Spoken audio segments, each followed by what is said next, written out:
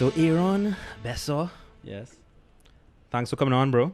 Anytime. Well, You'll have to see how this one goes I gotta first. see how it comes on. Yeah. you might hate it, and then you'll never be back again. No. I want to see who else comes on and trumps me. Do I have to? And then you have to come back I and come back better. right. Like this time, come back and do skateboard tricks or something.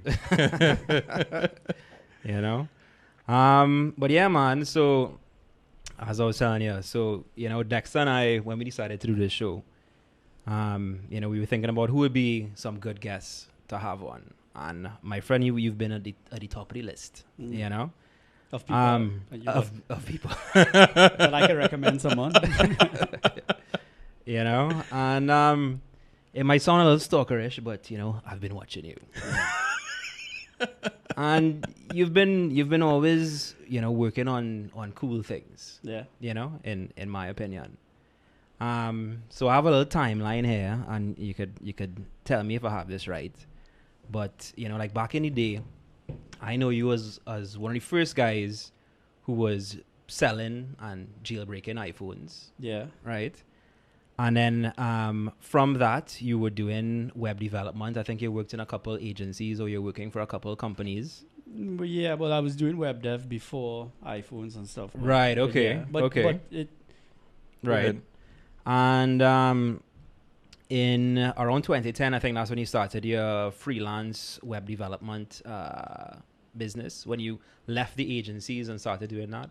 Well, the timeline is a little different. Because again, it's off your LinkedIn profile. Oh, wow. Wow. So that could be the issue there. Yeah, I probably need to update that. But yeah. I've been doing web dev for probably about 25 years now. Right. Wow. Okay. Yeah, Okay, cool. I started web dev in WowNet.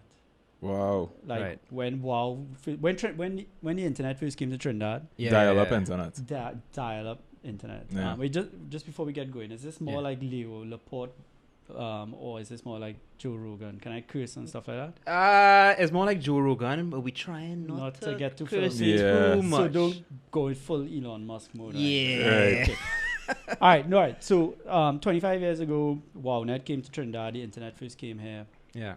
I learned HTML. There was no style sheets or anything like that. This is like using Netscape days, Right.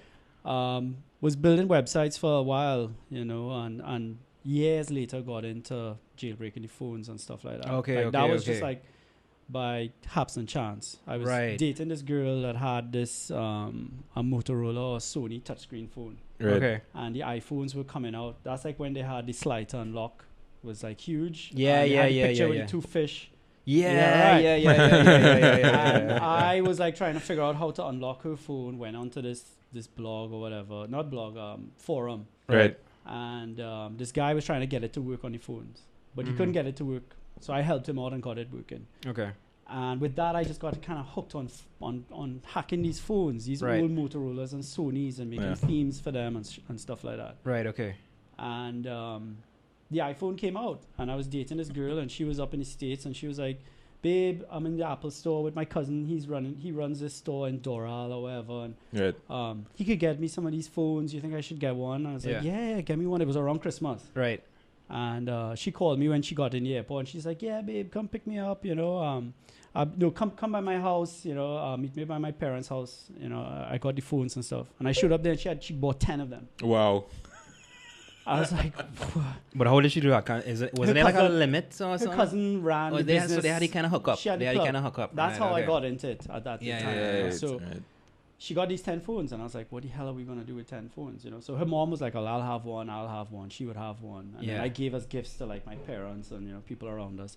Right. And we were unlocking them with like, code, like SSHing into the phones and like Whoa. uploading Okay. pseudo scripts. Yeah, Right. Right. bricking phones and this kind of stuff. And Yeah. that's how I got into it. And it was like really interesting. It was cutting edge at the time. So you were selling phones in Trinidad for a while as well. I was selling- It wasn't just like a for friends or. Nah, we were... How big did it go? Like, was it like a lucrative kind of business at the time, or it was just something on the side? It was incredibly lucrative. It was Serious. It started off on the side. We sold those 10 phones in like, in a blink. Yeah. And then we brought down like dozens. You know what I mean? Because she, through her cousin, he had the business license in the Apple Store or whatever. Right, okay. So we would get like a lot of phones and stuff like that, and bring them in and unlock them. And yeah. it was like a real, a lucky break for me in a way. Not the selling of the phones. Mm-hmm. I don't know, like, if you all knew me really good, I hate answering my phone. Like, I really hate it. Right. Sorry. And Not worry. what I ended up doing was that at the time I was still building websites in HTML. I was working for this company out of Shreveport, Louisiana, helping them build out this CMS that was built in Coldfusion. Horrible stuff, you know what I mean? Like, we were building. You know where we used to use our Coldfusion? Yeah. It's like we were building this content management system in Coldfusion that was just terrible. Right, okay. And I wanted to like build something that I could give the people I was selling. I could build basically like a blog. Right. Like a lot of my people I was selling phones to and were calling me every day for like, how do I do this? How do I set up my email? Right. I wanted to create a blog, and it forced me to learn WordPress. Right. Right. And this was around like when? What year? This was like, I guess 2008, 2007. Okay. Whenever the iPhone came out, that Right. year. Right. Okay. Right. Yeah. Like, 2000 somewhere. Yeah, so I had a blog rule or one of those blogs. Yeah, blogs. you had like all the instructions on how to jailbreak your Yeah, I phones set and up all the that. site I remember looking My at Trini those. Phone. I set up. Yes, My My Trini Trini Phone. phones. Oh shoot! Yeah. So I set up yeah, this yeah, blog to allow people to get all the tutorials and figure out how to do stuff and download like all the firmwares and stuff like that. Yeah. And it really helped my phone from stop ringing, you know. Yeah. But what it more importantly did is I learned WordPress. And WordPress, I mean, we kind of look at WordPress now and go, yeah, WordPress. But at the time, WordPress was like a CMS that you could set up quickly. Yeah. It was really easy to maintain. It had a WYSIWYG backend. Yeah. I could hand to a client and go, hey, it's like Yahoo. Because everyone was using Yahoo Mail in those days. It's like Yahoo, you know, this is how you use it and whatever. Right.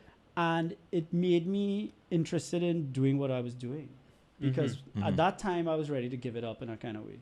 So why did you give it up? Because you said it was making money. Was it like the constant harassment of your phone? It was constant. Because I would guess everybody you sell a phone to, anytime they have an issue or right their phone, they break their phone or whatever, they coming straight to you, right? Yeah. I mean, like I have, I posted once on Facebook a screenshot of a guy who had called me like 7 times at like 11, and then eventually sent me a SMS like 11:30 at night. Say, Aaron, I just bought this effing phone from you for $6,000 and I can't even get my effing email. You know what I mean? And it was because he was misspelling his password. Wow. You know what I mean? Yeah. And I took a screenshot of him like cursing me out, and then I didn't even answer, and then he apologized or something, and I put it up on Facebook. So you were freaking Apple tech support. And bootleg. You know me, like no, but listen, like hindsight is a hell of is a hell of a thing. To answer your question, it's like at the time I thought it was taken away from my business. Okay. I was like, I'm spending all this time researching all this stuff and blogging and in all these chat rooms, talking to all these hackers, trying to figure out how to unlock your phone, because in those days you had to unlock the phones with like all these crazy scripts and software and stuff like that. So at the time I was like, I just wanted to, my girlfriend and I at the time, we just wanted to make some money to go to Europe and have a little trip together, and that's why we were doing it. I was good for that. Yeah, no, I was just gonna say that same thing. Like I used to only buy it was the only option at the time, right? The jailbroken phones or jailbreak it. Yeah. But after some point, just after like spending or losing hours, because I remember sometimes it wasn't just like you jailbreak and then you're done. No, there were certain things that were buggy and you had to download things to fix them and that kind of stuff. I couldn't let it. You had to couldn't let it restart. Yeah. So I mean, one day I was like, "Fire! I will only buy factory unlocked. Nothing ever again." Yeah. And and I also became that guy that knows how to do it, so all your friends would give it to you and ask you. What really made me stop is I made the mistake of opening the Pandora's box and started repairing hardware stuff. Oh man! Because like a great story is a friend of mine, one of my best friends, his brother came and bought a phone for me, and like walking back to his van, getting in, dropped the phone and broke the screen. Right. You know what I mean? And I was just like, all right, let me try and fix it for you, and fixed it, and got into that. And that is like where it just kind of snowballed into something I wasn't prepared to do. You know what I mean? I wasn't prepared to sit down and fix phones all day and Yeah. jailbreaking 20 phones a week. And, Yeah. you know, at the time I was like, this is not what I want to do. I was feeling encouraged again to start building websites. You know, I had a good client base. I felt like I was losing clients focusing on phones. you know. Right. But I mean, getting into like programming and fixing hardware and stuff, like, what is your background in that? How did you even start None. at? Like, you have any kind of formal training and anything? Or like just kind of dabble and dig into it? I've always been the kind of guy, like, when I was a kid, I would watch. I would take my bike to get fixed somewhere and watch the guy do it. Right. Kind of go like, I could do that. I could do that. Yeah. Nice. I got my first car and I remember like taking it to this mechanic and standing over him and like, I need to get it fixed. I want to go and surf, you know, kind of thing. And when I watched what he did, like, and he took 3 hours to do, I was like, man, You could have done that. like I do that. if I went and bought the tools, I could have done that at home. Right. You know what I mean? So I always kind of wanted to learn how to do everything I was doing. Right. You know, every job that I got into, I wanted to like master it, Right. learn it. Yeah. So the phones, I guess I obsessed over them. I figured out the software side. I dropped my friend Peter, my friend Jeff, his brother dropped the phone. I was like, I could take it apart, I guess. You Right. know. So with the web development stuff, you self-taught, Kind of. forums, books. This was that kind of before thing. forums. There was no internet. Right. Yeah. Right. Yeah. Right. I was right. working for WowNet. They had these 2 guys there, Michael and Ronald. They worked in the NOC. You know what a NOC is? Like No. a network room, basically. Right. They were like so beyond everything that whatever, but they knew You mean so like much ahead more. of the curve? Yeah. So ahead of the Weird. curve, like Yeah. so like they had all these books on early programming languages. You Right. know, like, so they were like learning HTML and stuff as well. So they were teaching me along the way. You know, Right, okay. everybody was using like, you know, Netscape, and you were coding in text editors. Yeah. Netscape. Justin, this is before styling. Like they had no, Yeah, No yeah, CSS. yeah, they yeah, had, yeah, no, yeah, they had yeah. no tables. Yeah. Like this was H1 headings, H2, H3 paragraphs, Yeah. bold, italic. Font tag and Yeah. That's it. Font, they had no font No tag. font It was tag times. yet. It was times. What was It's like one of just the times. what was gray background, blue links. there was you a know, real like- early Right. website building service that went down like around that same time. Was it Alta Vista? Not Alta Vista. Alta Vista was a browser. No, that was a browser. There was something else. Should I try to no, remember? Alta Vista is a search engine. It was a search engine. sorry. Yeah. Well, search engine. Yeah. I think he's talking about like GeoCities or like Yeah, Coast or yeah, Tripod. yeah. and all Yeah, these like people. those kind of That's things. even ahead. That was like That was a way ahead. Yeah. Okay. Yeah, that's down the road. So Right. yeah, I like I guess my first learning to code and stuff like that From those guys? Well, HTML from them. So your first website was it the WordPress for iPhone? Nah, my first jailbreak? website What was your probably first for website? WowNet. For WowNet. Yeah. Okay. So how did you take like from what you've learned into like building the website into like a business, or were you working for companies first? Did you work at Lonsdale for a little bit? Yeah.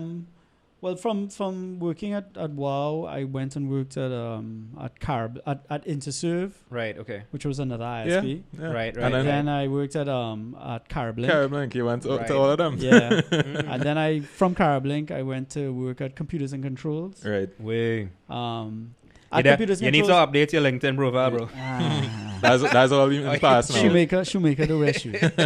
But I took it like from there. It took a very interesting kind of path. Like Mm-hmm. I started working at Computers and Controls. I bounced up a friend of mine who I knew from around forever, a guy called Randall Ashe. Yeah. Yeah, I know Randall. Yeah, Right. we all know Randall. He's into development as well. He has a So company and all that, Randall and I were working together in the web department. yeah. Right. Okay. And- Randall started there too. Right, and Right, that okay. is right when Miss Universe came to Trinidad. I remember that. And we did the Miss Universe website. Yeah. Yeah. Right, Oh, and we somehow Randall negotiated his way for us to be part of like the whole production team.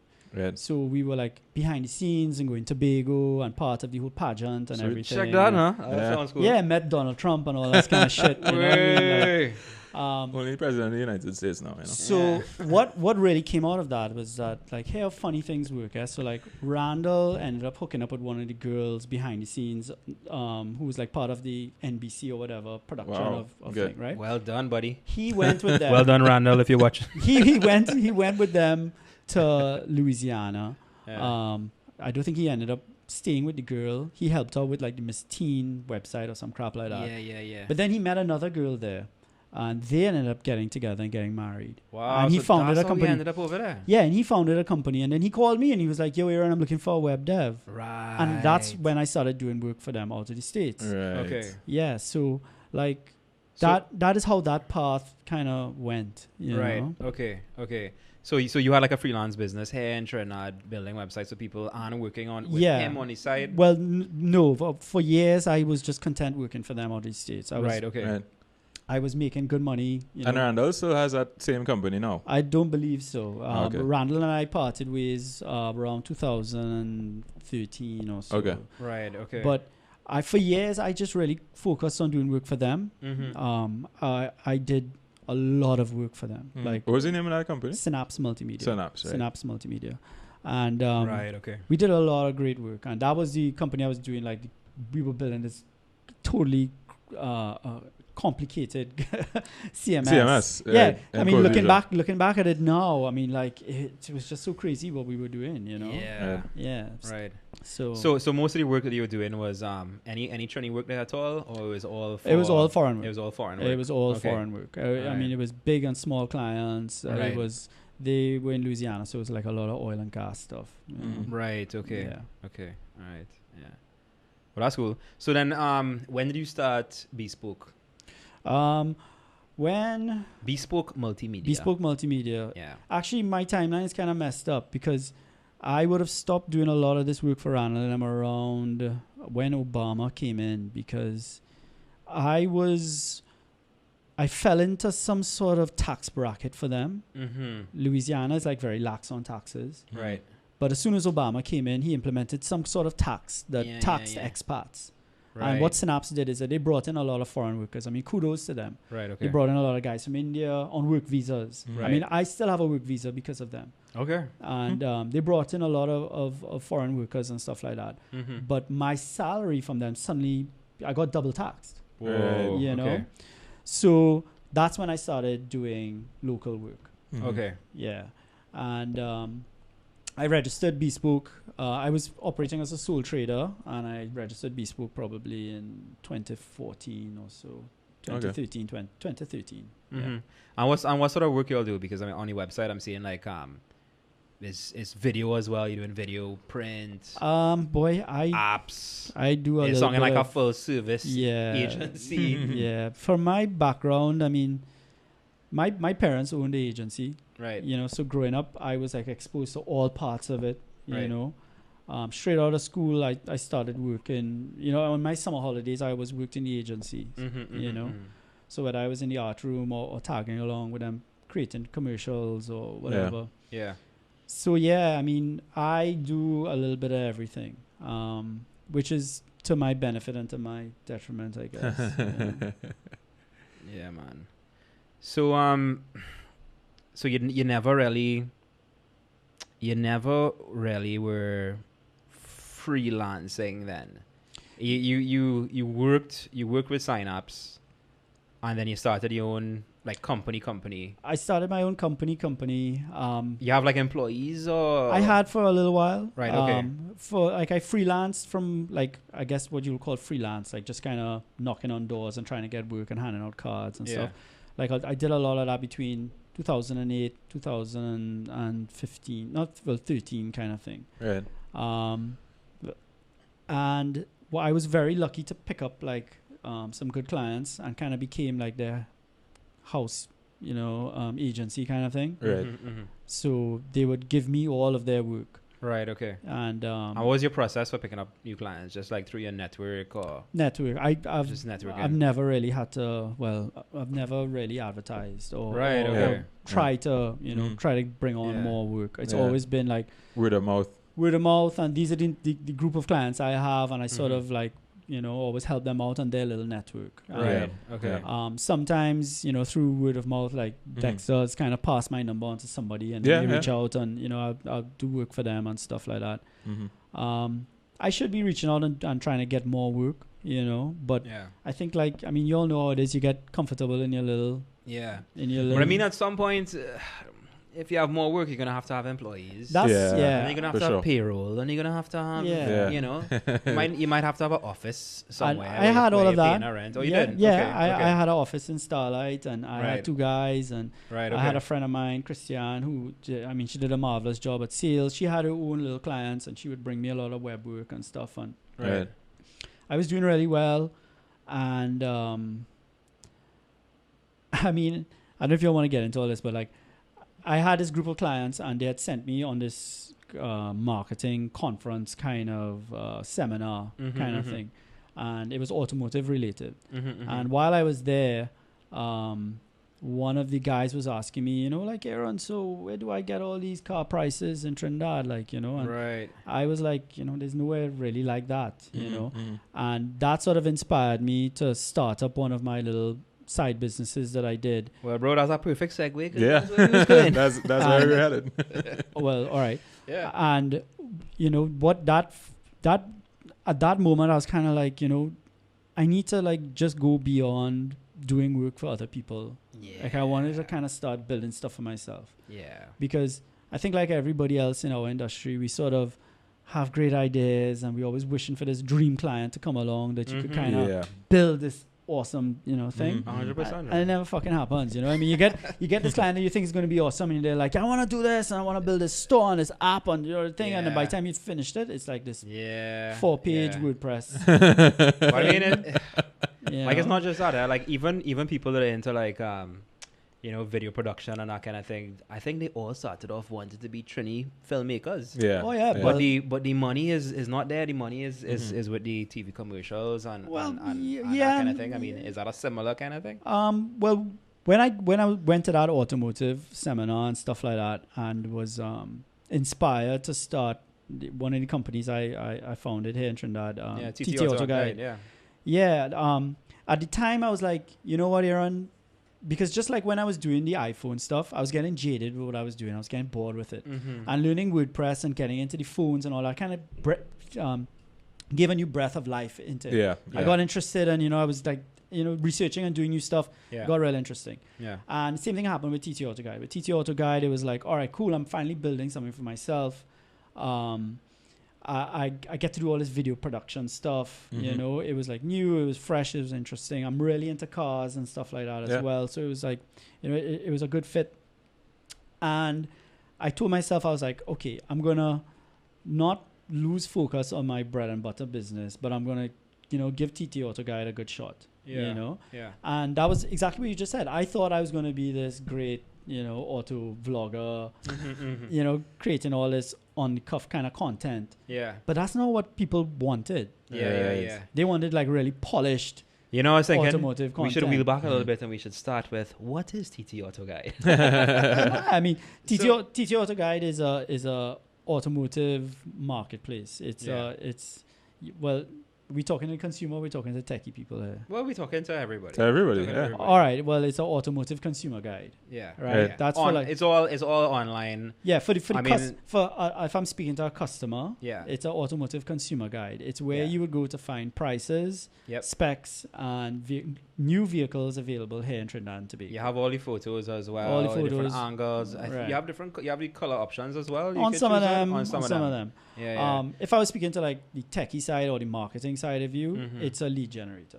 Right. That's what it does. It generates leads for the auto dealerships and for the insurance companies and finance companies. How did you manage to convince them to put prices up? Because I noticed it's something that none of them do. None of them put their prices on the website. None of them want their prices there. Right. Okay.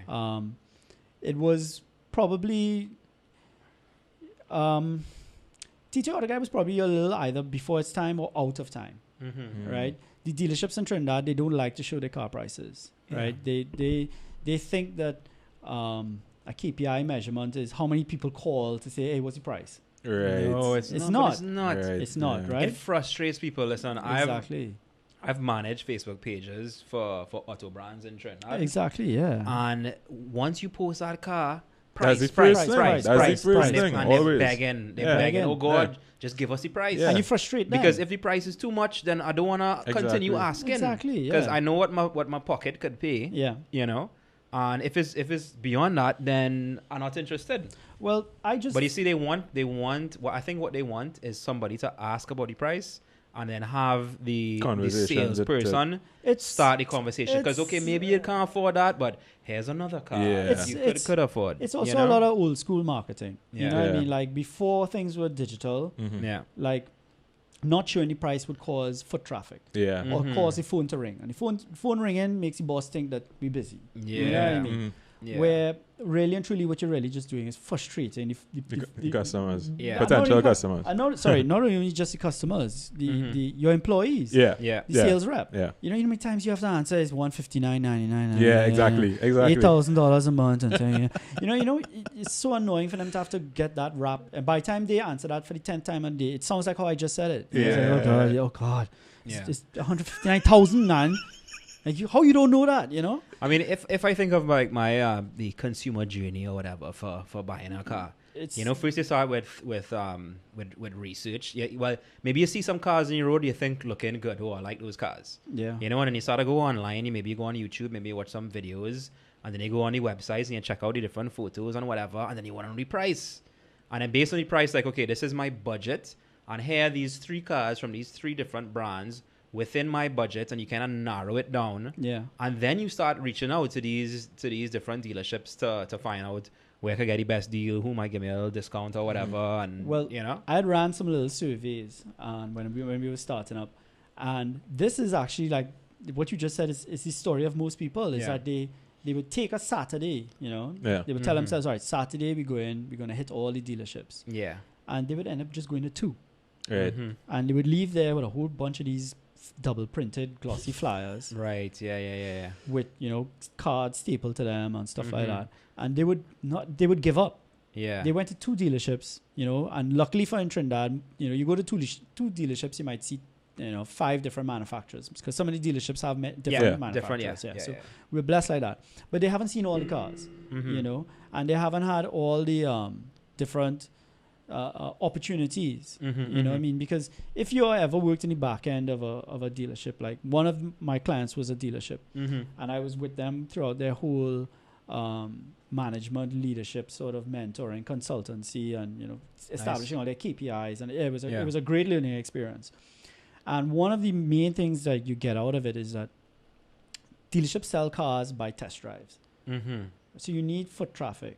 Right. You know what I mean? Yeah. So you need people to want to come in the showroom for the right reason, not just to say, "Hey, what's the price?" Oh, I can't. As exactly as you said, I can't afford that. I go on. Yeah. When you get someone into that showroom, you want to get their backside into a car and take them for a test drive. Yeah, because once they drive it, they're like, yeah. I see myself. I see myself in this. So TT Autoguide was really out of like, all right, I want to build like that. That tool, I guess. Lead generation. Yeah, I mean, I think it's a great idea. Not just the lead generator, but like that tool that would help your experience. So you could at least, you and your wife could sit down and say, okay, let's narrow it down to these 5 models, the 3 SUVs and the 2 small hatchbacks or whatever. And then we could say, all right, instead of having to try to go to all the dealerships on a Saturday, we could say, all right, these are the 2 dealerships that we need to go to. That we need to go to, exactly. Yeah. So how does it what is the model like? How do you make money? Is it off of sales? Do they pay a monthly fee to list their cars on your site? I'm not going to give away everything, but it's a lead generator. It's a lead generator. Yeah, we generate leads for the dealerships and for Maritime, who is our main sponsor right now. So big up to Maritime. Right. And they sponsor the finance and insurance forms. Right, because besides the leads, people also need insurance and financing. Yeah, so we have a car loan calculator, so you can calculate the price on every single car on the site. Yeah, and also make a request for insurance and that kind of stuff as well. That's awesome. Yeah, and we also have like a used car part as well, but we don't really focus on the used car part. Yeah, and what about the social media aspect of it as well? Because like I see you were doing like I think you even had like a a 360 camera where you could see Yeah. inside the car and Yeah, all that we kind of were- cool stuff. I was like, You were know, real pushing it at one point, was- but I feel like I seen less of it. because the model at the beginning, we were like trying to make these. I guess this is where I was kind of going with it. Yeah. We were trying to make these like really off the cuff kind of like, hey, I just walked into this showroom on a Saturday morning and I want to show you these cars I'm looking at. Yeah. And the first couple of videos I did, I personally didn't like how they came out. Yeah. And the reaction I was getting was sort of like, come on, man. Like, I was expecting something better, kind of, So I invested in better cameras and in mics and whatever.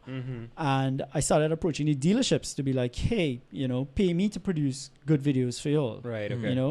And it worked at first. Yeah. The dealerships were like, yeah, I really like these videos. Yeah. But what then started happening was like, we would do, this is like a really good case, and I don't want to say the brand or the manufacturer, but we did this video with this one sales rep for this one make of a vehicle, and it was a hit.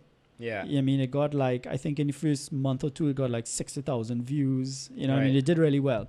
That's organic or Well, paid, it's organic. paid? No paid. paid. No, this was not paid. organic, yeah. Right. Okay. And it was a lot of international views as well. Okay. Yeah. Right. Cool. And what happened was that Sorry, post it to Facebook or YouTube or YouTube and Facebook. YouTube and but it did Facebook. really well on YouTube. Okay. Wow. Right? Okay. Right. I guess it was a model. It was an international model and whatever. But yeah. what happened is that everybody who walked in the showroom was asking for that guy. And they weren't asking for the other reps. Right. Right? No matter what car they were coming for, they were like, hey, I saw this video with this guy. It had a bald head guy and another guy. I want that guy I want. Yeah. And it wasn't about, hey, I'm looking to buy this car. It was more like, I am looking for this guy. Wow. Because he was in this video or whatever. Yeah, no, I was working at a agency in Trinidad. And we did some little short video clips with some of the reps in this one location. And of course, what we heard was the feedback was all the other reps from the other places in Trinidad is like, well, what about us? Yeah. What about us?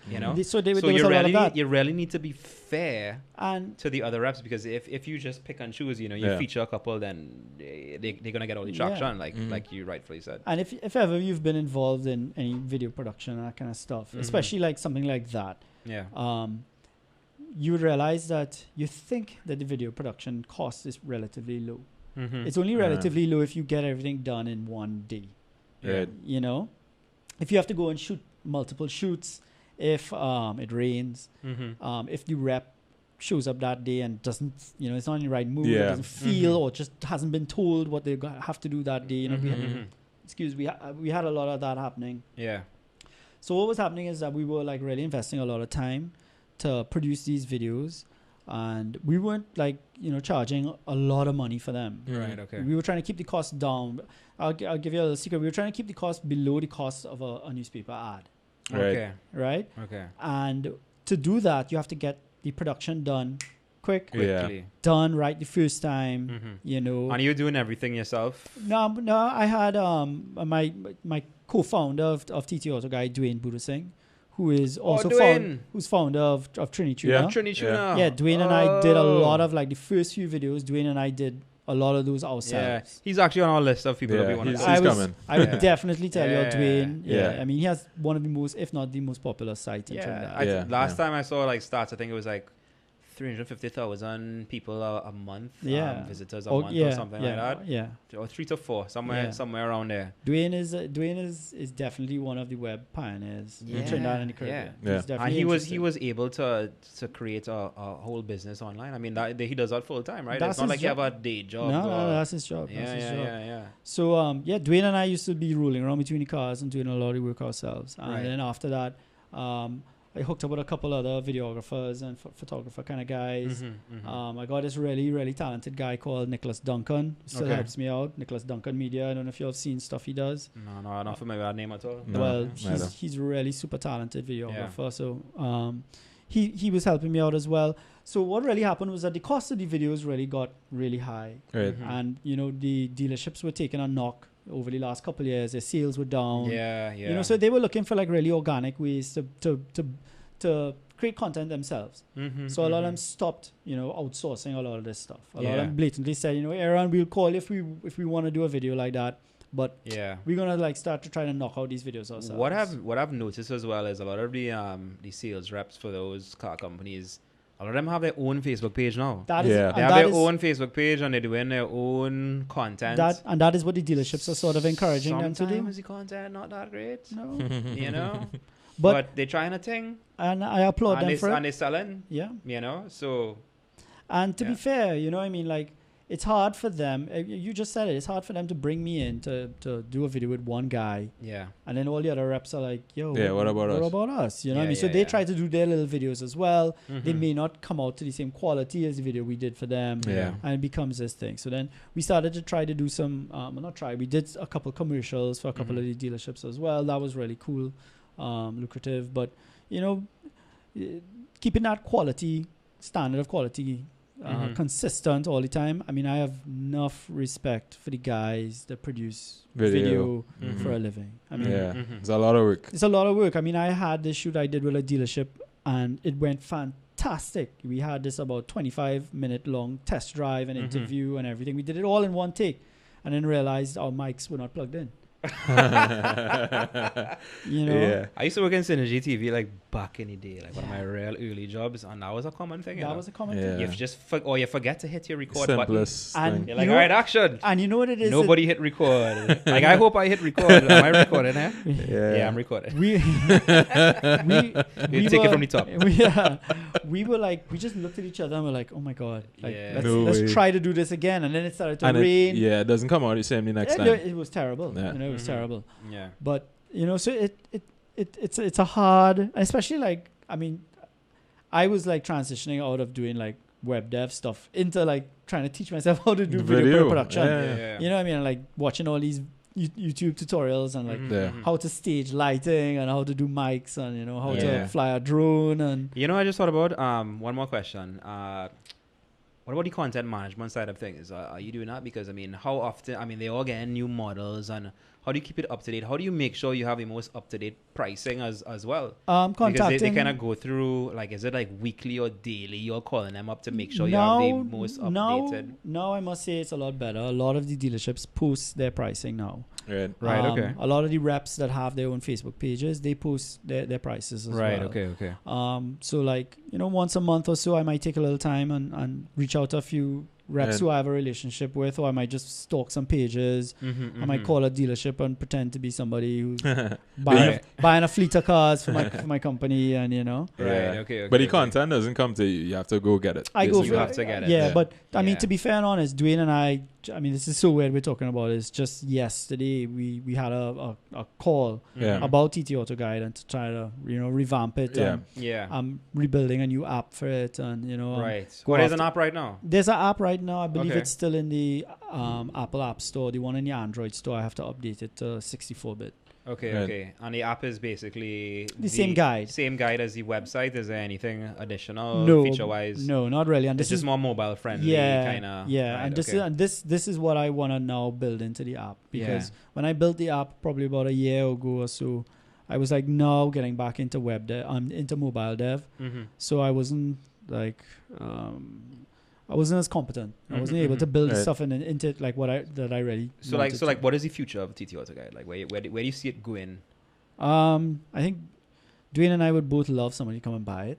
Yeah. But no, honestly, right now the focus is to really revamp the content, get it up to date, right. get a few title sponsors who could help us produce more organic content that's related to automotive. So it's no longer going to be like we're doing a test drive of a CRV or something. Right. We may be doing a video on how to transfer your car, or you know, stuff like That is awesome. stuff that people really ask us what about. you need. Yeah. You know what I That is mean? what you need. Yeah, because I think Yeah. I think 5 years ago, when you went online, you couldn't really find the vehicle down here that you wanted to find the specs on. I think now it's a lot easier. All the dealership websites have been upgraded. Yeah. They all Yeah. have, you know, up-to-date information. Most of them have their pricing and stuff now. So what I think we really need to do is to build better content that users really want, that is Right. useful to them. Yeah. Partner with more services that are automotive industry related, insurance, finance, that kind of stuff. Get their tools onto TT Autoguide. finish off the online store. I mean, we've had this online store forever. An online store? An online store. Right. To sell parts and, that kind of stuff. Okay, which is connected to your website right now.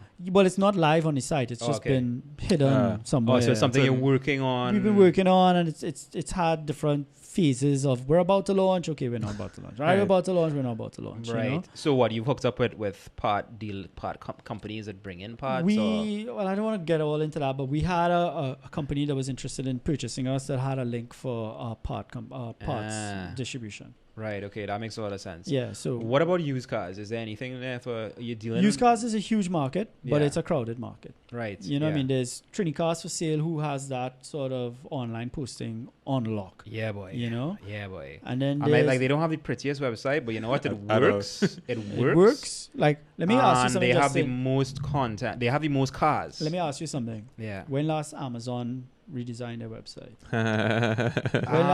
They do though. Yeah, but they very do, but subtly. You don't notice. When last they do it very subtly. Yeah, but Trini Cars for Sale redesigns every now and then. They put about 5 or 6 more banners. But what I'm getting at I was about to say that you had to scroll about 15 banners before. Hey, if it works, don't. But it's affordable. You could put a banner there for, I think it's like $200 for a whole month. You have your banner there. I think you post your car for sale for $100. What I was actually thinking about there, because when I was working in advertising, that maybe you could do like an Instagram grid. Like you could buy a bunch of banner locations and maybe do like one big image of my logo or something. Something. Yeah, that actually would be a great idea. Yeah. But as you said, they have it locked. They have it locked. And I would be very honest, it was foolish of me not to really go after the used cars then. One, when we were in negotiations for one of the conglomerates who were kind of interested in what we were doing, they wanted, I think if now we approached them, we might be in a better spot. We were just too young then. Yeah. I remember the managing director, one of them, watching us and going, "What about the used cars?" And I going, "Used cars," and he was going, "What? There are more used cars being sold than new cars. Like, you know what I mean? It's a bigger market." And I just wanted the glitz and the glamour of the new cars. Yeah, you know what I mean? Like, I wanted dealerships and manufacturers to send me to go and test drive the cars around the world and that kind of crap. You know, that's what I was sort of hoping to get into. I wanted to be Top Gear Trinidad, Right. Okay. But well, I don't know. We'll see how that goes. Yeah. So tell me about the whole Bitcoin and blockchain thing now. Now I'll be honest, like I don't know a whole lot about that whole scene. But you were like popping up in my feed. You were in the news, I think, a few times. Like, probably. What was your involvement there? Like, what were you up to? Well, let's bounce back. There was a mobile wallet or something. Or? Let's bounce back like 2 minutes into my conversation. There. Like, I was founding TT Autoguide. Yeah. I was trying to get VC. I was fundraising, trying to get people to invest or try to get somebody to like buy 50% of it. Locals. So you were shopping around. I was shopping around locally, and like word got out, and like people were kind of like, this guy has this thing he's trying to sell. It's like it's CarMax kind of thing, And I got the heirs of the same guy I was just talking about. Right. So I met with this group, and pitched a thing on, the whole proper presentation and huge presentation, pitch deck, keynotes, investment prospectus, numbers, this is projected growth and earnings, and we're gonna be selling car parts from the whole region, like our dragons. Then total madness. Anyway, so I did the whole pitch, and he sat there in his chair, just rocking away, smiling at me the whole time, kind of like. Look at this guy, So anyway, I finished and I was like sweating and thinking. I wrapped up and I was like unplugging all my stuff, and he came up to me and he was like, "Oh my God, Aaron, good presentation." And he like patted me on the back, and he's like, and he's like, "Man, fuck all this car stuff." What? I'm telling you, shut up. We're not really interested. I just wanted to like meet you and like, hey, about all this stuff. But tell me about Bitcoin. Oh. What? And I went, what? Man, you just had me speak for like an hour and a half about all this crap. Yeah. And ask me about Bitcoin? Yeah. So I was like, yeah, I know about Bitcoin. Like, what do you want? What do we want to know about Bitcoin? And he's like, I want to build like a business around Bitcoin. Right. And I went, man, I didn't say it, but I was like, man, fuck you. You know what I mean? And I just went, all right, cool. I'll think about it and I'll let you know. And I walked out. But I got in my car and I was driving off, and I was like, you know what? Like, if a guy like that is asking me about Bitcoin, There's something going on. Mm-hmm. Because I hadn't heard about it in a little while. But I mean, that's when it was in the news. This is not like 2 years ago or something. This Like is when like when three- Bitcoin shares or prices or whatever were like soaring. This The is And value people who went up. invested This is a early little were making before that. tons of money. this is so before, this is a little before that. Yeah, this is like before it started going off. And like Right. I had heard and was kind of keeping up with Bitcoin. I have a friend of mine, a Trinidadian guy, who lost a ton of Bitcoin in Mt. Gox. I don't know if you all know what Mt. Gox is. No. It was one of the first Bitcoin exchanges. It got hacked. And they lost like millions of, well, not millions. They lost about 500,000 Bitcoin. Right. Right Oh now, my god. Yeah, today's well, value, it's yeah. billions of dollars. Yeah. It's billions of dollars. Wow. So this local guy I know, he had lost a bunch, and like I bounced him up at a cocktail party around Christmas one year, and he was like kicking chairs across the room and like Wow. you know, kind of thing. And I always kind of knew about it. In 2012, I just bought this brand new iMac, 27-inch iMac, and I was upgrading all my stuff. You know, that party time, Yeah. new toy kind of Yeah, thing. yeah. And I downloaded. I love a new Mac. OS. Yeah. A new Mac. Yeah. Anyway, so I downloaded the Bitcoin the Bitcoin client instead of BitTorrent. Right. Okay. Right? So like I was like kind of up to date and knew what was going on. And when this guy came and spoke to me about it, and I knew who he was, and I knew like he was part of this investment group, and like, you know, they were serious people. Yeah. I was like, all right, I need to kind of dive into this a Yeah. little more. And I went home that evening and I was like, all right, I'm going to go and buy some Bitcoin. Right. And I tried to buy some Bitcoin, and my credit card was like blocked, and immediately Scotiabank called me and was like, yo, we see you trying to do a transaction out of Istanbul or something like that. And I was like, whoa. yeah, I was like, yo, freeze that shit. You know what I mean? Like, don't let that go through. And then about a week or so later, after digging into it, I like mustered up the courage again to buy some. And I bought like probably like 0.3 of Bitcoin or something. Okay. And I didn't understand it at the time. But what I did understand was like, we were around for the growth of the internet. Like we just spoke about it, Netscape and they Dial up. Yeah. dial up and all that kind of stuff, and the excitement around it. My parents were media moguls then, you know what I mean, and I remember them going like, the internet, pff, you know what I mean, it takes an hour for a video to download, you know, kind of thing. Yeah. And look where we are now. Yeah, You know what I mean? exactly. Everything's So gonna you grow. figure like if you got in Start early, if early. you could not get in not early. the monetary side of it, right? I thought Tech. that this was like another renaissance. Like I Right. thought like back in the year 2000 when the internet was like really taking off on Amazon and all this Yeah. stuff was coming out, it was like an exciting time to be alive. It was an exciting time to be part of all of this, you know, and to be one of the people creating content in it. You know, it was revolutionary, like, you know. So like when I saw this, it was like, wow, okay, so this is the next layer of payments and of transactions and stuff, you know. Like Bitcoin and all of that is one thing, Right. but the underlying tech of Bitcoin, which is blockchain, I believe that a lot of it is going to be like, oh, I'm just going to put blockchain into everything, and you know, it's this tag word, it's this catchphrase kind of shit. Yeah. But there are going to be some genuine reasons and use cases for blockchain. It's why IBM and those kind of companies are invested so heavily in it. Yeah. But I did see Bitcoin in itself as this sort of layer 3 of the internet. You know, Okay. layer 1 was the internet. Layer 2 was like Facebook and Google and Amazon and all these stuff that we use. Right. And what I see layer 3 being is like, layer 2 right now is Facebook owns us. Yeah. We are Facebook's product, right? Our content, your pictures of you Yeah, and yeah. your family and stuff. I tell people that all the time. Right, you're the product, Yeah. right? Layer 3, Web 3. That's Web 2.0. Yeah. Web 3.0 is going to be where you own your content, right? Your pictures on your phone. You're going to have 5G or 6G or whatever it is by then. You would have the bandwidth to hold, you know, 500 gigs worth of data on your phone and to be able to broadcast it live, Yeah. right? And you would choose how to share it, and more so, you would be paid for it. So it's like the You would be paid for it, yeah. right? This is like I guess reading and watching all these libertarians and stuff talk about Bitcoin. Like, I got it. I suddenly got that. I got that, okay, there's going to be this new version of the internet in a few years where I'm not going to be giving my content away for free. I'm going to be hosting it some way. What and I'm is going to want to the- be paid for it. What is there's a video sort of sharing site. It's like a sort of like a YouTube competitor, and it's called Bit something. Is it Bit Snoop or Bit something? But the idea is that the it's kind of like the torrent situation where the video is not on a server somewhere. It sits on everybody's computers. Yeah, Distributed. And it's kind of distributed like that. There are a lot of different. I mean, I don't know that one in particular, but like a good example of a Web 3.0 company that uses blockchain is a company called Storage. Okay. STORJ. Right. What they do is they use all the extra space on your computer. Yeah. Right. So they rent it out. There are a lot of companies that do that now. Right. Okay. Right. But the way they pay you for it is by paying you in their blockchain cryptocurrency or whatever it is. Right. Okay. Right.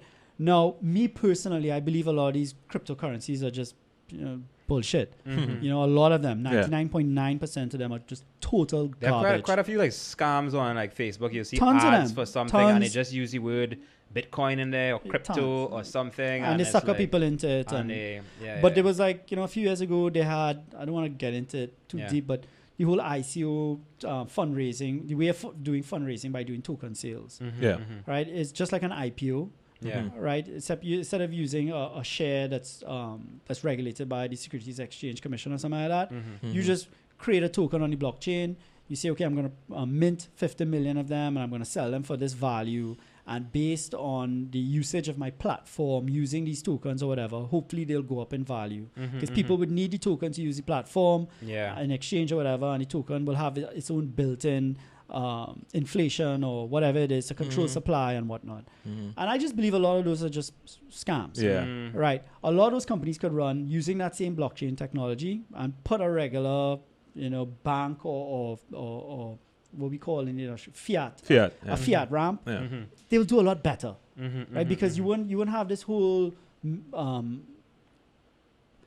haze of like it being this cryptocurrency thing, which a lot of the local regulators just don't want to be part of or don't want to allow, And what do you think about Facebook? Facebook is bringing out their own what is it? Libra. Libra. I think it's a fantastic idea in the right direction. Because they already have how many users is it now? It's still over like a billion something or something. Closer to 2 billion now. Like 2 billion. I think this is. I mean, you have your Facebook page. You have your Instagram. You have your business. All your goods are there already. No, I don't like the intermingling of the businesses. I don't want my WhatsApp conversations and friends to be the same as my Instagram, for example. Those conversations. I don't want that integrated. But Facebook's taking the step in the direction of its own cryptocurrency. Is the right direction. And it is the reason that I started believing in Bitcoin. That same vision that I said that I understood that, okay, there's going to need to be a way to pay people through these new channels and these new ways of doing business and these new ways of distributing content. Like, I don't know if you've ever used a browser called Brave. Right. Brave is exactly like Google Chrome, except it's stripped away all the chrominess and extensions and all that stuff. It's just a bare bones browser, but it has a built-in cryptocurrency wallet in it. Okay, I didn't know that. It pays you for looking at ads. It rewards you for like looking at videos, and like, you could set up your website to collect tips and that kind of stuff, Okay. So that's like where I think like the next phase of the web will go. Like I strongly believe that like Instagram and those kind of sites, they're gonna have a real good run for their money in a few years by when bandwidth is broad enough that you could host your own content. Right. You would be your own Instagram. Like there would be no reason to upload all those pictures to a third-party site. Right. That app, the aging app, what was it called? Face something. Whatever it was. Yeah. Face app or whatever. I think it was just Face App. Face App. Yeah, they made you into that Face App. Face App. You into the old person. Yeah. Like I just don't understand people that want to upload their pictures to that. Like. Well, I don't think it really works because what I did is I took like a picture of, let's say, Leonardo DiCaprio as a young guy and I put it in there. Right, to see, Well, my thing is that why would you want to give away all this content? In a few years, it's going to be the people serving their own content. That's what I believe. Right. And I think that's going to be like the next... you think we're kind of far away though? Because... No. Like how far away are we from... From that, I think Asia and those sort of markets and technology driven markets. They'll adopt that kind of stuff They're in the ahead of next the couple. game. Yeah, in a year or two, they'll be there. They'll be Alright. there. All right, cool. So let's talk about Foodle. Foodle. Yeah. Hey. So like I that. mean, it's showed up in my feeds that you're launching this food delivery service through a mobile app. Yes. What gave you that idea? I mean, you kind of told us about TT Autoguide, like how you got that idea. Foodle what is came that about. I was building an app for somebody else that Mhm. had nothing to do with food, Right. Okay. with Foodle or anything like that. Yeah. And it kind of fell through. Right. And I was like, I just invested all this time into this app, Yeah. you know, and I could turn it into a thing. I could turn it into this. Mm-hmm. And I'd call my dad. My dad is like a really good person to kind of bounce ideas and stuff Yeah. off of. He's very dry and very kind of that shit. Mhm. You know, that kind of thing. And I was Sometimes you need that in your life. You know? Yeah. yeah, Yeah. he's a perfect kind of Yeah. gauge for that. Yeah. I was like, yeah, Dad, I have this app I built for this company, and it just kind of fell through. And he's like, oh, you should sue them. And I was like, no, Dad, that's not what I'm calling you about. I was like, he's a publisher, right? He's doing a lot of publishing. I was like, so do you have any like cookbooks or anything like that? Yeah. Like I want to do like a recipe app or something, you know? And he's like, Right. nah, don't do a recipe app. Do Or like a Trini recipe app or something. yeah, something like that. And he's like, no, don't do that. Do a food app. Sell food. I gotta go. Bye. Bang. Awesome, Dad. Yeah. So I was like, all Sell right. food. I was like, okay. I was like, Yeah. I didn't really take him on for a few days. Right. Right. And then I was like, all right, yeah, I think I could kind of try this, you know? Mm-hmm, And I'd had a couple guys who had like called me before and like wanted to try to build something like DoorDash, Postmates, Uber Eats kind of thing. And it was like right as I was getting into doing the whole Bitcoin blockchain stuff. And I was just like, nah, I'm too distracted like with what I'm doing right now. And one of them, I kind of like, okay, well, here's what it will cost like if I had to do it. And they were like, oh my God. You know what I mean? Like, they didn't realize it was like that much work involved. Mm-hmm. But Foodle is something that I'm really excited and I'm interested in. You know, I mean, I'm passionate about building mobile apps again. Yeah. Right. So it's been my little hobby for the last few months, you know. And it reached a point where, all right, I that job I was doing kind of fell apart. I started like fiddling around with Foodle. And then it got serious. It started looking like something. Right. Okay. And my girlfriend and people around me were like, man, you should really kind of, this should become something. Yeah. You know? So I posted it in the developers group on Facebook. Yeah. Right. I think I saw that post. Yeah. And, you know, I To get feedback. Yeah. get a little feedback and stuff. And I think that kind of launched about 20 other delivery services. Popped up. Oh, yeah. They have about 20 of them coming out now. Whoa. Okay. Yeah. I came across one recently. Yeah. I think might They be were- South based. I'm not sure. You know, they have quite a few of them. And, you know, I mean, Neighborhood munchies. and there's It was kind of funny in Trinidad too. Like when just before Uber hit Trinidad, I heard about at least 2 people that were working on like a Uber for Trinidad Right. type Yeah. app service. And when Uber finally came in and launched, all of a sudden they were like 5 or 6 other Yeah. services as well. yeah. You know? People want to see somebody doing it and maybe kind of get some confidence that, yeah, this is something that's going to work. Yeah. And it's, I mean, you can't just an app like that. It takes time, right? So it means they were all kind of Working on it at the same time. around the same nah, time. let me tell you something. Huh? You think And I there's don't want to a- give it away. I you don't want to think give it there's away. like a copycat going on as There well? is there will always be the copycats. There will Yeah. always Yeah. people who go, hey, that's Besson doing that. I could do that. Exactly. You know what I mean? And kudos to them too. Yeah. But straight up, like I would tell you, building the app is the easy part. Yeah. Mhm. Yeah. And it's not just one app. It's Mhm. like Yeah. 3 or 4 apps. The you have to end up- logistics of the the app. logistics I mean, and the operations of it yeah, is. it's the hard part. I actually I agree. like it actually showed up in my feed the other day. They have like pre-built whole services for that Yeah. delivery thing Yeah. from India where they have the app for the driver Mhm. and then they have the app for the customer And- Yeah. and you license it. And You I license wanted it. to go down that route Yeah. until I Mhm. started those white labeled routes. Yeah. Until Until you started running to the, you know what I mean, you're paying for every update. Yeah. You know, you're paying for every update. paying for Okay. every, well, it's depending on the service model, using, the model yeah. that they have. You're Mhm. paying either for every update, you don't get all the code. Mhm. Mhm. I know customizations you might want to do. You just Yeah, our payment gateways are, you know what I mean, localized. Yeah.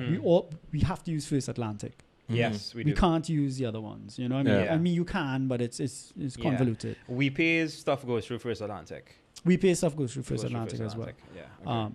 So, it's very tempting to like grab one of those off the shelf sort of solutions. Yeah. I mean, and looking back at it, I guess I should have in a kind of way, but I was really interested in trying to build something, as much of it as I could myself. Yeah. Right. Okay. And it took me down a rabbit hole that I'm really glad that I fell into. Yeah. Right. You know Okay. what I mean? So where is that now? Where is Foodle now? Like you have drivers, you have restaurants, you have. I have a couple of restaurants who are like signed up, they're ready to go. Right. Okay. I've like drivers are a nightmare. Right. Okay. You know, I mean, it's really hard to To find something. Well, to find, like, put it this way, like, I had put out an ad for drivers about a month or so ago. Right, Got a okay. tremendous response. You know Okay. what I mean? But a lot of them are like, yo, I need to get paid up front. And, you know, I mean, like, I need to be guaranteed I get a certain amount of deliveries a day. Yeah. And, you know, and it's like, Right.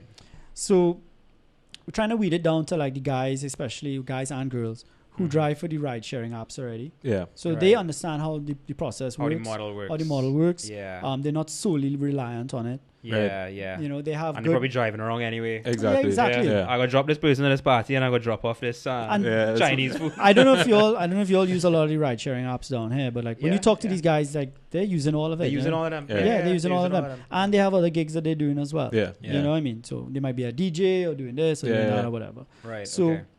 my target is really to find those kind of guys. Mm-hmm. I have some other, I guess, tricks up my sleeve kind of thing. Mm-hmm. Mm-hmm. But where I am in the business right now is I'm still actively looking for investors. Mm-hmm. The apps are like, I would say about 80 to 90% complete. Mm-hmm. I'm really confident in a good place.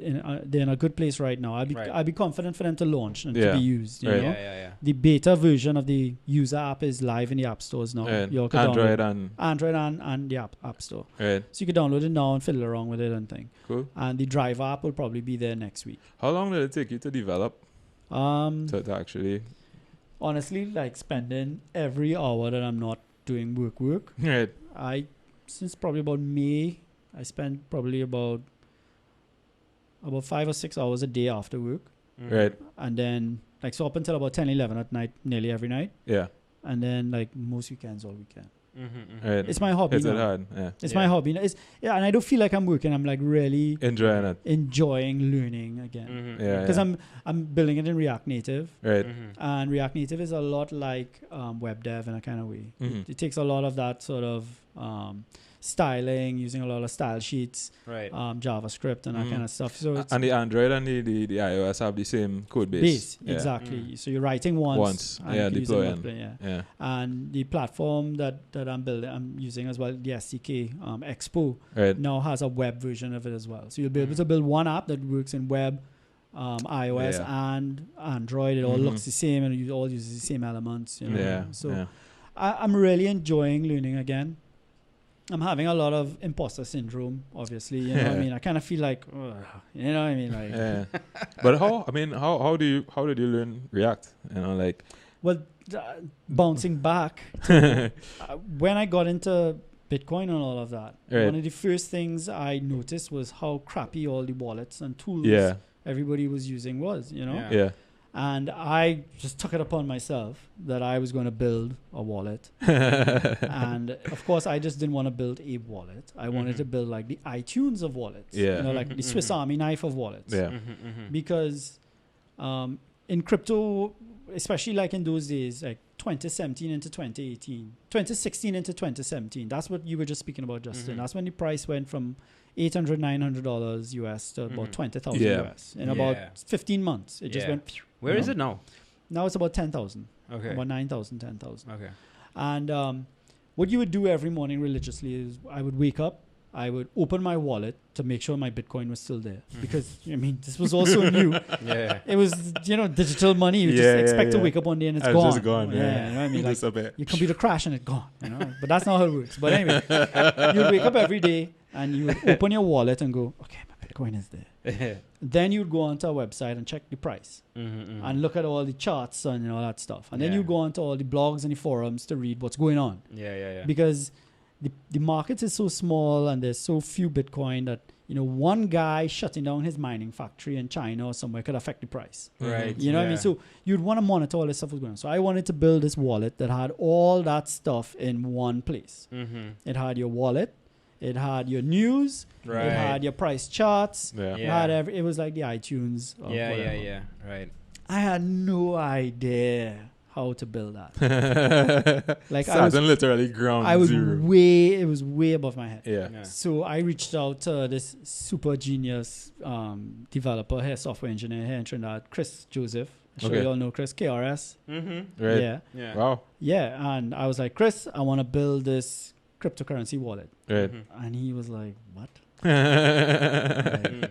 So I was like, here's some Git repos and like, you know, here's some resources. Right. Build me this. Mm. You know, and he somehow whipped it together. The foundation of, I built a wallet called Morpheus. Mm-hmm. Yeah. Right. Yes, I did see that. Yeah, video. yeah, Yes. so- Because I was really into this cryptocurrency called Neo, Mhm. and I was playing off the whole matrix chippiness. Yeah. And, my sales pitch, let me put on my sales pitch hat here. It's like, Neo's community was about 90,000 people. Mhm. Bitcoin's community was like 1 million plus. So I Right. thought if I got into this niche, you know, cryptocurrency or whatever, and got them to adopt my wallet, Mhm. you know, Yeah. I could get a strong following. That's like a decent play. It's Yeah. a good play. Yeah. So so I created Morpheus. You know, Chris was great in helping us start up in the first beginning. Mm-hmm.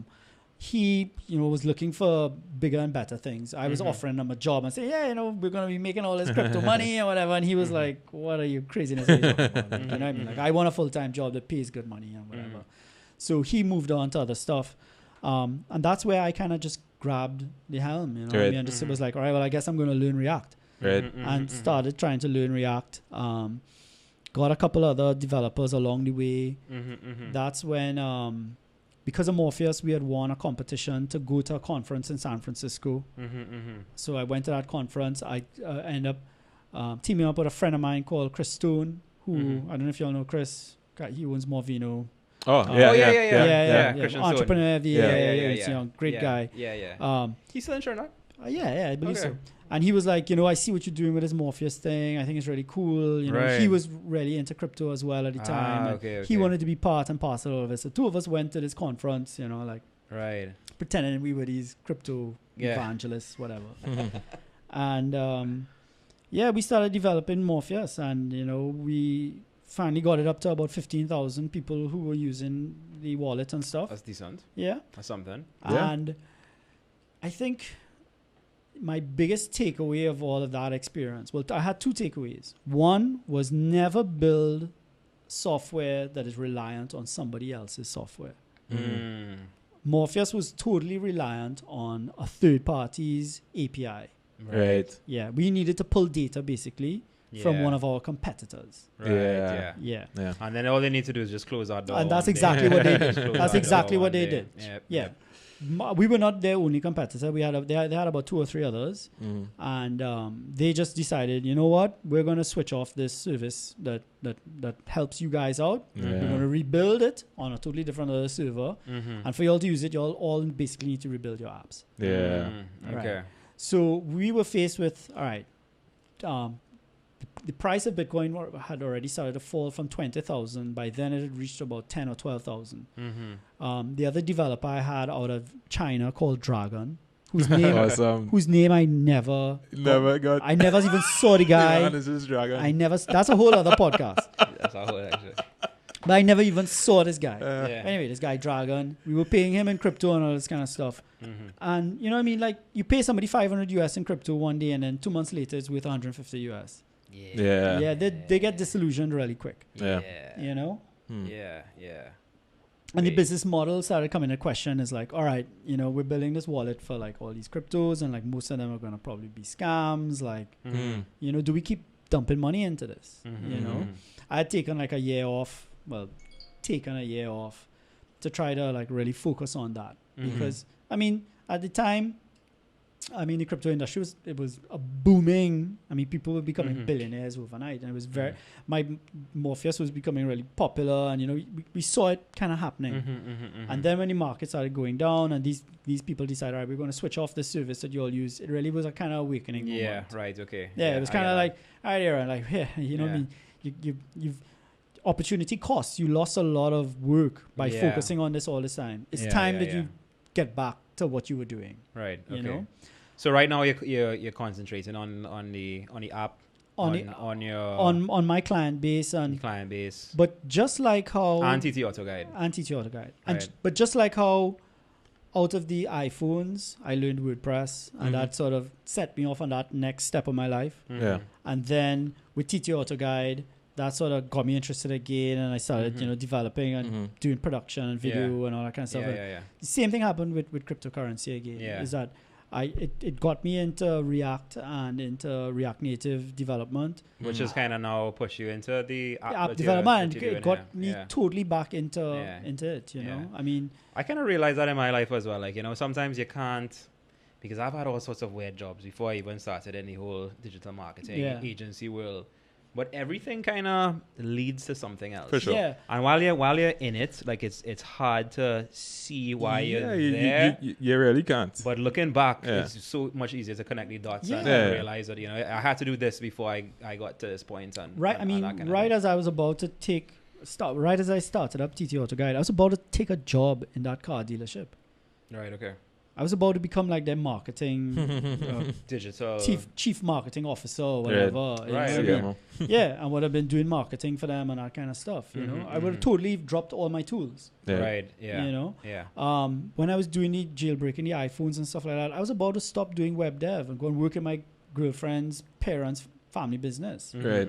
You know, like each of these were like little signs, like, hey, I'm just gonna throw this opportunity in front of you. Yeah. Let me see if you run with it. Yeah. So that's like now when I see stuff happening, I kind of step back a little bit and go, hey. So, like, what are you curious about now? Like, what are you looking at, like, right now?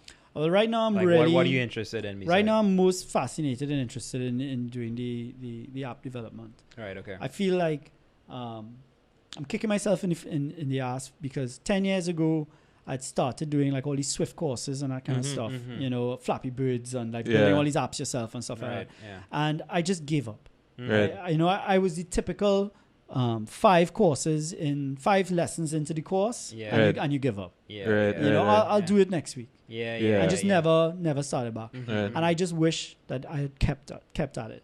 Because now I feel like I would be in a totally different place. Where do you go for these courses though? Like I do a lot of Udemy. I do a lot of Udemy courses. Linda's pretty good. Linda is pretty which good. got bought over by LinkedIn. Yeah. So it's now LinkedIn. In fact, if you LinkedIn is Microsoft, no? I believe so. They are big share. I don't know if it's total, but they own a big chunk of shares for LinkedIn. But really and the good thing about the LinkedIn, which is now LinkedIn, when you complete one, like it shows up on your LinkedIn profile. Yeah. And they actually have some like certificate courses now where you get do some of those. And it appears. So what they've done, they've actually grouped certain courses together, and once you complete all of those courses, then you have like a whatever in marketing or a proper certificate that you could add to your profile, which is very cool. Which is pretty cool. Yeah. So, but yeah, man. I mean, it sounds like even from the cars, like back in the day, like you were always curious, and you never felt like this is something that you can't do. Like you always knew you could do it, and you wasn't afraid to pull your sleeves up and just kind of figure it out. And then when you had to talk to somebody, you'll talk to somebody or bring in an expert or whatever to kind of get the job done. I have to thank my mom and dad for that. Yeah, they've always been really, really encouraging. Yeah, like my dad has always been like, anything you want to do, go ahead and try and do it. Yeah. You know what I mean? Within reason. Yeah. Within reason. And like he always encouraged me to try to build and try and do new stuff, and always taught me that don't be afraid of failure. Like always make sure it's only a failure if you don't learn a lesson along the way. Right. You know what I mean? Like make sure you learn. If you're doing something, make sure you at least learn something or earn an honest buck out of it. Yeah. So everything has been a learning experience. And taking the tips along the way and build and grow from there. Yeah. All right. Well, cool. I think we close to wrapping it up. Yeah. Is there anything else we didn't talk about? Do you think we could kind of touch on? Well, I say cut some waves. Boy, unfortunately, I hurt my back. I'm using this still as a cop-out and as an excuse, but I hurt my back in 2018, and I was out of it for a little while. Right. And surf fit is something, I don't know, like, being kind of licks you get out there, boy. Like being surf fit is a different kind of fit. Yeah. You know what I mean? Like, I always thought I was a fit guy, you know, and being fit for surfing, I was, you know, feeling really great. But those 6 months or so after I hit my back trying to get back in it, I was like, it's really hard to get back into it. And I became like a little kind of couch potato, just fiddling around the computer all the time. So I don't surf as much as I should. Last time I surfed was probably sometime earlier this year, probably like April or so. Coming from a guy who used to surf twice a week. You know? All right. You one of those people that went like, would hit up mountain when hair waves come in and that kind of thing, fly out. Yeah. Definitely. It was one of the luxuries of owning and operating your own business. Yeah. You know, I say there are two things that are great for working for yourself. Gives you two great things: control of your own time and being able to fire clients. Yeah, I agree. And you see, what you also did is you never went too big where you had a host of employees and that kind of thing. Yeah. So, but I mean, I wish I did. I kind of, you know what I mean? You think you would still be able to have the freedom and the flexibility to fly out and whatever? No, but you'd probably have to be more involved until you grow it to the point where you can hire somebody that you trust to actually run it for you. But I'm not doing that anymore. I'm not ducking out and flying out anymore. You know, I've become the old miserable guy we have another public holiday. You know what I mean? Like, I just have this productive buzz in me, and I enjoy doing what I do now, and I miss surfing, and it is something I'm going to start back doing a lot more of. The whole car thing, it became a very expensive sort of hobby. Right. Yeah. You know, with the building of cars, you used to rebuild cars. I love tinkering around with old cars. Yeah. I've seen some video. You have like a whole YouTube channel is up. Yeah. With some cars, and you would like fix up and take them around the track and thing. That's Dad again. I mean, Dad has his little MG. You know, I grew up around little old cars and stuff like that. You know, so. Yeah, that was just one of my little hobbies that got expensive. Yeah. Well, that's cool. All right, cool. So if people wanna follow you online or reach out to you online, you're on Twitter. Do you tweet? I'm most active on Twitter. Most active on Twitter. Okay. Yeah. You can find me at Aaron Besson. Right. Okay. That's it. Pretty easy. Yeah. I'm on Facebook, but I'm usually pretty angry on Facebook. And I should have saved up for that thing, but I just post and then disappear. I don't wait for the comments. Yeah, I find it's just become toxic. Yeah, it's too toxic. And on Instagram, I'm just a voyeur. And Right. Yeah. So Twitter's your place. Twitter's my place, and I kind of poke into LinkedIn every now and then when somebody reaches out. Yeah, that's about it. All right, well, cool. Well, Aaron, thanks for coming on. Anytime. It was good. That was awesome. See ya. See ya. Yeah, man.